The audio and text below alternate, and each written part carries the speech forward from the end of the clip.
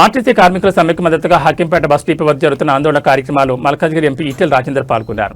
ఈ సందర్భంగా ఆయన మాట్లాడుతూ తెలంగాణ రాష్ట్ర ఏర్పాటులో కీలక పాత్ర వహించిన ఆర్టీసీ కార్మికులు తమ ఉద్యోగాలను జీవితాలను పణంగా పెట్టి ఎన్ని అడ్డంకులు వచ్చినా ఉద్యోగాల నుంచి సస్పెండ్ చేస్తామని బెదిరించినా దేనికి లొంగకుండా తెగించి పోరాటం చేసింది ఆర్టీసీ కార్మికులేని అన్నారు.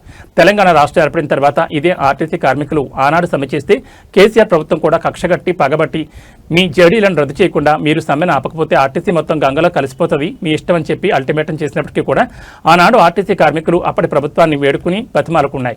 గతి లేక గత్యంతరం లేక ఆనాడు కూడా అనేక మంది గుండెపోటుతో మరణించిన రోజులున్నాయని అన్నారు. శ్రీనివాస్ రెడ్డి అనే వ్యక్తులు పెట్రోల్ మంటలో కాలిపోతూ కూడా నా ఆర్టీసీ కార్మికుల జీవితం బాగుపడాలని త్యాగం చేశారన్నారు. ఆర్టీసీని బొందపెట్టే ప్రయత్నంలో ప్రభుత్వం ఉందని మండిపడ్డారు. వెంటనే ప్రభుత్వం స్పందించి ఆర్టీసీ కార్మికుల డిమాండ్లు నెరవేర్చాలని కోరారు. తెలంగాణ రాష్ట్ర ఏర్పాటులో కీలక భూమి పోషించినటువంటి వాళ్ళు ఆర్టీసీ కార్మికులు. ఆనాడు ఉద్యోగాలు కాదు అవసరమైతే జీవితాలను కూడా పణంగా పెడతా అని చెప్పి శపథం చేసి ప్రభుత్వాలు ఎన్ని ఒత్తిళ్లు చేసినప్పటికి కూడా మిమ్మల్ని అందరినీ సస్పెండ్ చేస్తాం డిస్మిస్ చేస్తామని చెప్పినప్పటికి కూడా దసరా పండుగ వచ్చినప్పటికి కూడా మాకు దసరా పండుగ లేకపోయినా పర్వాలేదని చెప్పి తెగించి పనులు చేసే వాళ్ళు ఆర్టీసీ కార్మికులు.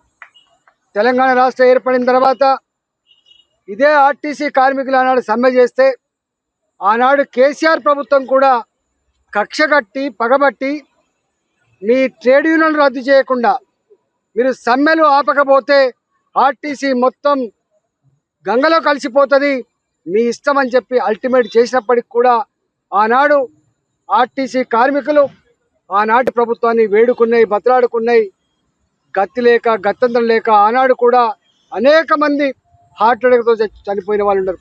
శ్రీనివాస్ రెడ్డి లాంటి వ్యక్తి ఆనాడు పెట్రోల్ మంటల్లో మాడిపోతూ నా జీవితం పోనీగాక కన్నా ఆర్టీసీ కార్మికులు బాగుపడాలని చెప్పి ఆనాడు కూడా త్యాగం చేశారు. 40-45 రోజుల సమ్మె తర్వాత ఆనాడు ప్రభుత్వం దిగొచ్చి ఆనాడు కొన్ని డిమాండ్లు పరిష్కరిస్తా అని చెప్పింది. దాంట్లో అతి ముఖ్యమైనటువంటి డిమాండు ఆర్టీసీ కార్మికులు ప్రభుత్వ ఉద్యోగులుగా పరిగణిస్తామని చెప్పి వాళ్ళు చేశారు. ఉద్యోగ భద్రతతో పాటుగా అనేక రకాల సమస్యలతో పాటుగా ఆనాడు ఉద్యోగాన్ని పర్మనెంట్ చేస్తామని చెప్పింది. ఈనాటికి కూడా ఆనాడు ఏ కాంగ్రెస్ పార్టీ అయితే సపోర్ట్ చేసిందో ఆ ప్రభుత్వం వచ్చిన తర్వాత ఇన్ని రోజులైనా కూడా మాకు అపాయింటెడ్ డేట్ ఇవ్వలేకపోతున్నానని చెప్పి ఇవాళ మళ్ళీ సమ్మెకు దిగింది. 2 PRCలు పెండింగ్లో ఉన్నాయి. తెలంగాణ వచ్చినాడు నా ఆర్టీసీ కార్మికుల సంఖ్య 58,000 అయితే ఇవాళ 37,000-38,000కి పరిమితం అయిపోయింది. ఆర్టీసీలో ప్రైవేటు కాంట్రాక్టర్లకు బస్సులు ఇస్తూ ఉన్నారు.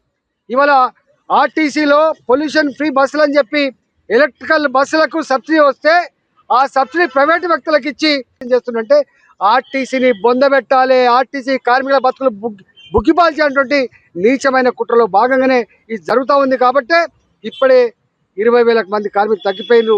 ఇంకో 5 ఏళ్లకో 10 ఏళ్లకో ఆర్టీసీ పర్మనెంట్ కండక్టర్ ఉన్నాడు, ఆర్టీసీ పర్మనెంట్ డ్రైవర్ ఉన్నాడు, ఆర్టీసీ డిపోలలో మెకానికులు పర్మనెంట్ ఉండే ఆస్కారం లేదు. ఒక్క మాటలో చెప్పాలంటే ఇచ్చినట్టే ఇచ్చి ఒక చేత్తో ఆశ చూపి మీ పర్మనెంట్ ఉద్యోగులకు గుర్తిస్తామని చెప్పి ప్రభుత్వ ఉద్యోగులుగా మీరు ఉంటారని చెప్పి వాళ్ళకు భ్రమలో పెట్టి చివరికి ఉద్యోగాలు తీసేసే పరిస్థితి ఆర్టీసీ సంస్థనే నిండా ముంచే ప్రయత్నం జరుగుతుందని చెప్పి మళ్ళీ ఈనాడు మా కార్మికులు సమ్మె నోటీస్ ఇచ్చారు. అయ్యా ఇచ్చిన మాట ప్రకారంగా మమ్మల్ని ప్రభుత్వ ఉద్యోగులుగా అపాయింట్ చేయండి, మాకు 2 PRCలు రావాలి అవి ఇవ్వండి. మా ఆర్టీసీలో ఈ ప్రైవేటు కాంట్రాక్టర్లు కట్టబెట్టే పద్ధతి బంద్ చేయండి. బస్సులు ఎలక్ట్రికల్ బస్సులు కేంద్ర ప్రభుత్వం ఇచ్చినా ఇంకోరు ఇచ్చినా అవి ఆర్టీసీనే పర్చేజ్ చేయాలి, ఆర్టీసీ కార్మికులు నడిపే ప్రయత్నం చేయాలి. ఆర్టీసీ అనేది వ్యాపార సంస్థ కాదు. కొన్ని కోట్ల మంది పేద ప్రజానికానికి ఇవాళ గమ్యం చేర్చేది. కోట్ల మంది పాలు అమ్ముకునే వాళ్లకు, కాలేజీలలో స్కూళ్ళలో చదువుకునే వాళ్లకు, కూరగాయలు అమ్ముకునే వాళ్లకు, పేదవాళ్లకు దిక్కే ఆర్టీసీ. ఆర్టీసీని ఒక వ్యాపార సంస్థగా చూడకండి. మీరు ఇన్ని లక్షల కోట్ల రూపాయలు ఖర్చు పెడతా ఉన్నారు.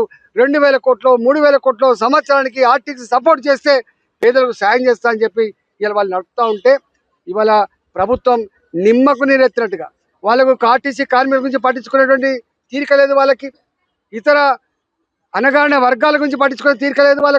వాళ్ళు పదవులు కాపాడుకోవాలి, భూములు అమ్ముకోవాలి, భూముల దందాలు చేసుకోవాలి, 1,000 కోట్ల రూపాయలు సంపాదించుకోవాలి. ఇది వాళ్ళ ఎజెండా ఉంది. కాబట్టి ఇవాళ నిన్న ఈ క్రమంలో మరొకడు అమరుడైండు.